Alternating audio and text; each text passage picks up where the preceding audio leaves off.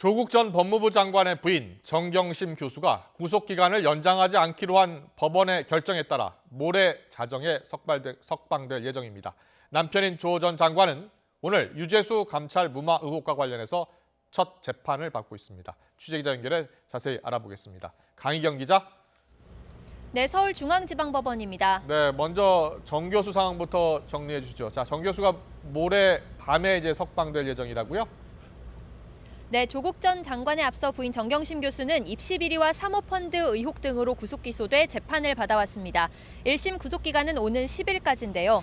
재판부가 구속 만료를 앞두고 추가 구속영장을 발부하지 않기로 결정했습니다. 재판부는 정 교수가 도주할 가능성이 없고 동양대 표창장 위조 등 추가 구속영장 발부가 가능한 혐의 사실에 대해 증거 조사가 실시돼 증거인멸 가능성이 적은 점을 고려했다고 설명했습니다. 앞서 검찰은 구속영장이 포함되지 않았던 혐의로 추가 구속영장을 발부해 사실상 구속기간을 늘려달라고 재판부에 요청했습니다. 정 교수가 실체적 진실을 은폐하기 위해 허위 진실로 일관하고 있고 증인 신문도 아직 많이 이루어지지 않았다는 게 이유였습니다. 반면 정 교수 측은 전형적인 별건 구속인데다가 도주나 증거인멸 우려도 없다고 강하게 반발해왔는데요. 재판부는 정 교수 측 주장을 어느 정도 받아들인 것으로 보입니다. 이번 결정에 따라 정 교수는 구속 만료를 맞춰 모레 밤 12시에 서울구치소에서 석방될 예정입니다. 다음 주 14일에 열리는 재판에도 처음으로 불구속 상태에서 법원에 출석할 전망입니다.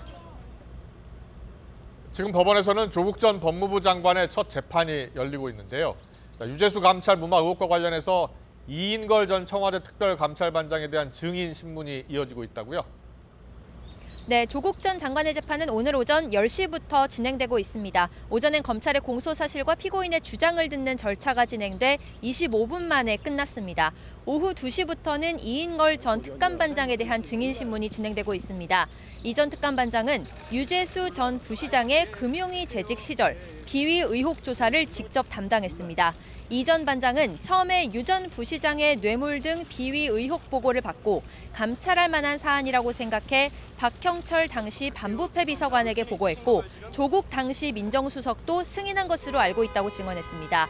하지만 감찰을 진행하는 과정에서 유 전 부시장이 어느 순간 제대로 응하지 않았고 실세들의 구명 활동 때문에 심적으로 압박을 받았다고 증언했습니다.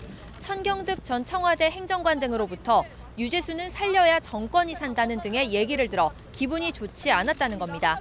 또 감찰 무마를 막기 위해 보고서를 강한 톤으로 썼지만 윗선에서 얘기가 됐다며 감찰을 진행할 필요가 없단 말만 돌아왔다고 증언했습니다. 특히 유 전 부시장이 사표를 내는 선에서 감찰이 종료됐지만 정상적으로 감찰했더라면 수사 의뢰 조치가 있었을 것으로 생각한다고 증언했습니다. 변호인 측은 감찰의 최종 처리 권한은 민정수석에게 있다는 점을 강조하며 직권남용죄가 성립되지 않는다는 점을 입증하는 데 주력했습니다. 오늘 재판은 감찰 무마 사건에 대해서만 진행이 되는 거죠? 네, 조국 전 장관 재판은 크게 두 가지 주제로 나뉘어 진행되는데요. 부인 정경심 교수와 함께 기소된 이른바 가족비리 의혹 사건과 유재수 전 부산시 경제부시장 감찰 무마 사건이 병합됐습니다. 이 가운데 재판부는 감찰 무마 사건에 대해 심리를 먼저 진행하기로 했습니다. 이 사건에 정경심 교수는 관여되지 않았기 때문에 오늘 출석하지 않았고 조 전 장관과 백원우 전 청와대 민정비서관, 박형철 전 반부패 비서관 등 3명만 출석했습니다. 감찰 무마 사건 이후 가족비리 사건에 대한 심리가 시작되면 조 전 장관과 함께 정 교수도 재판에 출석할 전망입니다. 지금까지 서울중앙지방법원에서 YTN 강희경입니다.